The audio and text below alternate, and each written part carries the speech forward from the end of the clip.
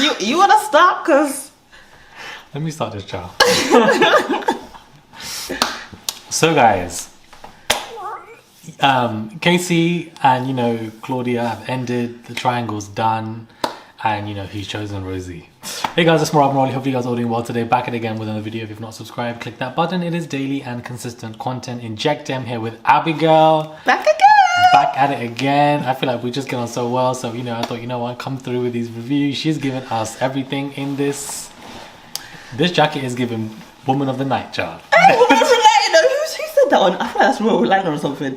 I think so. Lady of the Night. Lady of the Night. Candice, yeah, Candice and Mia. Lady of the Night. Lady of the Night, Sonny. This is what this coat is giving. Royal Blue Potomac, we'll be talking about that later, but for now. Yeah, Potomac review will be out after this, but she was sashaying with this coat is given. It's really given. I did an interview with Natalia, so do go and check that out as well. I feel like it was very interesting. I didn't expect her to do it, but I feel like it just gives her a different side, and she gets very emotional in the interview, so do go and check that out. Now, let's get into this episode, where, not you doing the eyes like that, child. But I just feel like we were both, yet again, on our phones. I'm trying to give it all I can give. But literally, by the end, I was like, what happened? I feel like we're really fighting. To get to the end of this is like, these characters are not interesting. Child. We still have 2 weeks and a half of the show. Hey, 2 weeks and a half? It finishes on 15th of March. And there's still too many people in that house. I'm surprised that when are they going to start voting people out? They're not doing that. They're not doing a public vote yet because they want to keep Olivia in. I'm telling you now, because I feel like the public, they don't like her. Yeah, so, it'll be Olivia and Tanya that'll be in the bottom. Yeah, and Olivia will be out within a hot second, and I feel like they're just not wanting to do that. So therefore, they're trying to keep her in. For what reason, I don't know, but they want to keep her in charge. So they want, and her doing the whole. I feel like she keeps looking for a moment, and it always fails miserably. She just doesn't have. I feel like I'm always saying the same thing, but you're not a Faye, you're not an Amber, you're not an Anna. It doesn't bang. It always lands flat, and it's just always like... Right, because even Faye had some moments where they landed, and I feel like it's just not landing with her, talking about how all the boys are immature and the Snog Marry Pie. Snog Marry Pie is meant to be one of the best challenges. Yeah, it's supposed to be like fun and like shit, but it's just dragged. How did this cast make it look like one of the worst challenges I've seen? I just feel like it just was not giving anything. The one-liners were a bit boring from Olivia. She went to go and pie Kai. I love how Kai didn't even give her any attention. Kai literally is just... And I think he's dealing with it the best way it needs to be. Kai and Sanam, let me... They're my now winners, okay? Kai and Sanam. We're holding on to something. Holding on to something, literally by a thread at this point. But I just feel like she's really wanting this apology, but what does he need to apologize for? I don't get it. I don't know what kind... Move... I thought you moved on now, babes, but clearly you haven't moved on.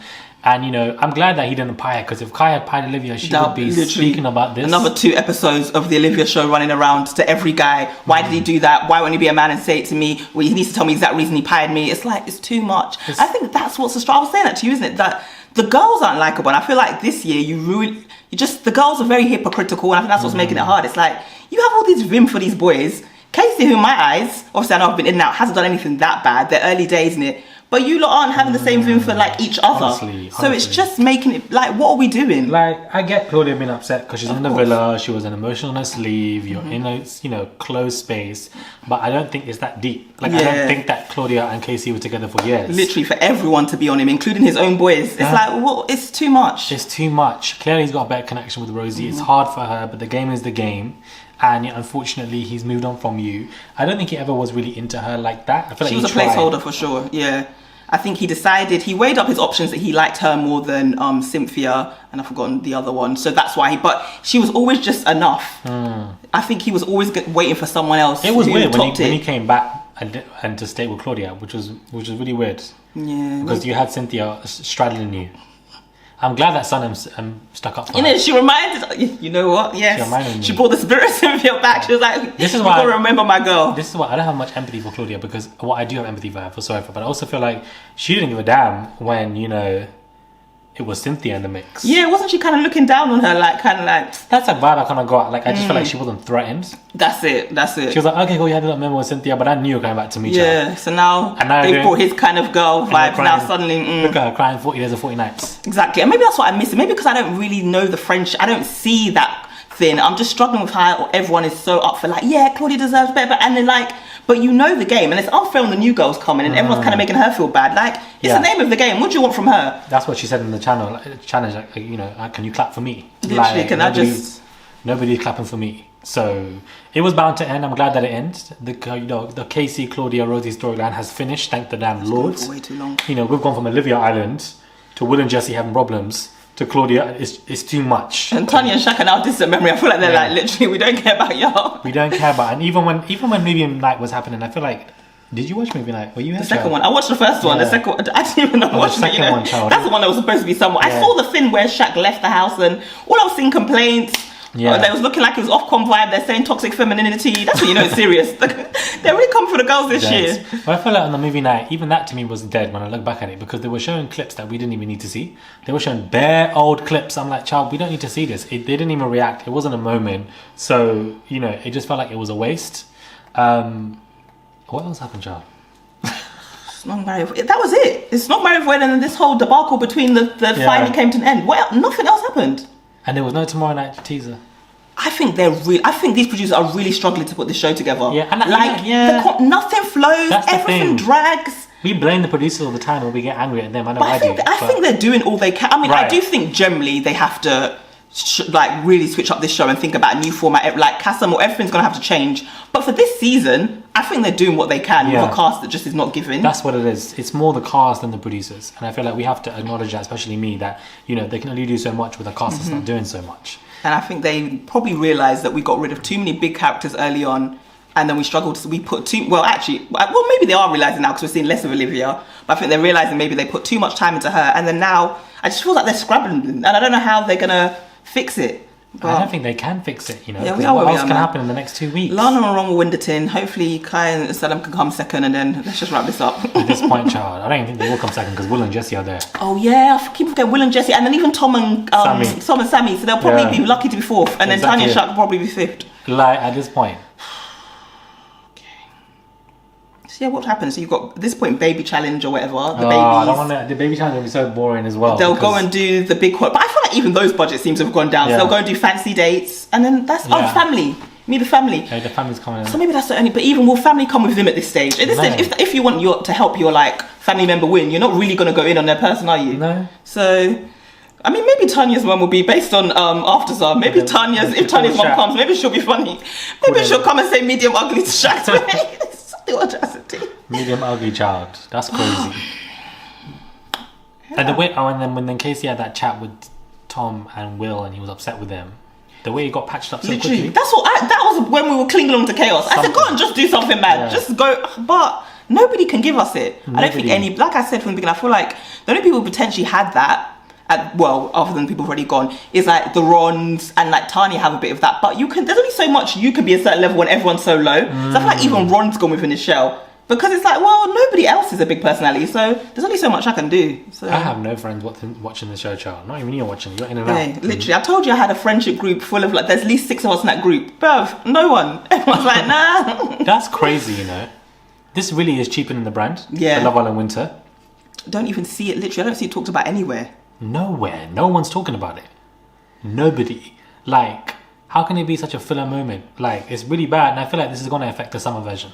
Regardless of what you think, it's going to affect summer version because twice a year is overload, and they don't even need to do once a year. Just take a break for 2 years. It's okay, and then come back literally with a fire cast, literally like a Big Brother style thing, and think about how you're really what are you gonna do to get people's interest again? What is going to be the difference? What's going to be the catch? This is crazy. This is what Love Island's become. This is sad, man. I didn't expect it to fall like this that quickly. Remember the energy we had first episode, Maya Island. We were like, we have faith in these girls and boys, man. We were so gassed. New energy, whatever.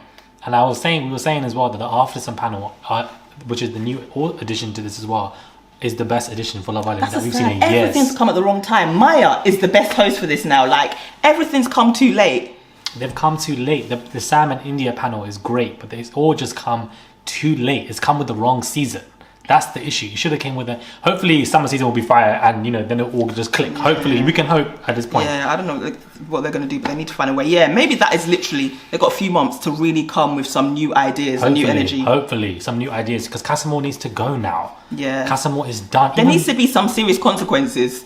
Literally, where people don't realize, I don't know, you come back and if you pick somebody else, your person's gone now. That's how it used to be. Just drop the tit. Like, it has to be those level. Oh, yeah, that's what it was before. Season 3. Yeah, it has to be something where there's literally, there's high stakes where people don't realize. So you do your madness, you come back and it's like, okay, that's it. They need to include 2 to 3 more twists like Casa Amor, but bang after bang. Like, they need to do something like that. Mm-hmm. That's what they need to do, and I just feel like they're not doing it. Bring back the tweet challenge, the headline challenge, the lie detector challenge. Bring these 3 back. Then it'll be watchable. Because they're saying things, because I think of mental health, which is why they said for some of this stuff. I'm like, well, the whole nature of this stuff still is going to affect people's mental health. The like movie night and all that stuff. So it's like... And the biggest change is that they can't even post during their time on the show, their family or friends. That has messed up their following big time. I think so. Like, none of these are even near 300k, let alone 500,000. Because I think they should let people post and limit comments, but stop the comments. But still let people have that engagement with the viewers, because that's what was good. Remember last year there was funny people got invested in that stuff. Lock the comments off and just be posting every single day. But there's just no engagement, so people aren't interested. They're not interested. I think that as well. I think it being in winter as well. But even the producer said, oh, they're going to do a winter one because they've got a good batch of people to separate between seasons. But this is the batch we will give it. I'm very confused. So I don't know what someone's going to bring. I'm just worried for it because we've never had twice a year. Yeah. This is the first year we're going to have that. And after only 2 months, these girls only have 2 months to do something before the new season comes along. And then it's overload for us in terms of, again, literally, how is that going to work? The fatigue, man. The same format of let's go for a chat.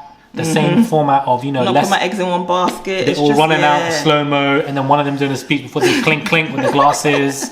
It's the same. One person comes into the triangle, wants to steal. It's the same. Like you can only do it for so long. It's given X Factor. Literally, it's got to that stage. It's given Pop Idol. Literally, that's what it's given. We've had great moments with this show. I enjoyed reviewing it. I enjoyed the moments that were great. Or I was coming to do the RIP for it now. Like, I enjoyed it. Listen, it's been good. It's been a good time in life, reviewing these seasons and all these moments, high and low. Characters that have been brought into our worlds. All these characters, everything. It's been great, Love Island. But I feel like if you don't change it up for the next season, X, and even Love Island All Stars, I think it will be a moment for us to be intrigued. But they need to find, who they're going to get. Because I feel like one of the big names they want to get is Mora. But is Mora even going to do it? Mora's, I think, looking for her husband. Mora's not trying to come in here. I don't think she's going to do it. But because I feel like she's going to be 34, I believe. So would she even want to come on the show? Who's she going to find? Match her? Are you going to bring older guys for her? Are you going to bring... There's a disconnect. And then it's going to be given Islanders who desperately want a second chance of being in the fame. Yeah. And it's going to be given force. And we saw how that worked out with when they brought Adam back. Child, that was a mess when they brought Adam back. Who asked for that? Nobody. Paige would have been with somebody else, child. Nobody asked for that. So... I don't know, I just feel like I don't know what possessed them to bring Winter back. I think again it's the same with that season 5. When you have such a high season, they got too excited and they should have just let them people, like we were saying, they should have just done a reunion with them guys. That's it, child. Do some big Christmas reunion. That probably would have been fire. It would have been better though, leaving Laura out of that reunion and just let them be in the house to do the mess themselves. Because that's why a lot of them have been coming at each other on Twitter and stuff. There was stuff that could have been Ekin-Su, I forgot everyone's name now. Ekin-Su and Jay, because I think Jade said something about Ekin-Su, and he said something about Tush. There was things that it would probably be too early at that point, but literally they could have done that just before the summer Love Island. Bring them all together, a good 6 months, see what relationships are lasting. Imagine Gemma and Luca talking to each other. There would have been enough things that people would have been interested in, and then bring Summer Love Island back. Instead, we're struggling. We're struggling out here, child. We are struggling.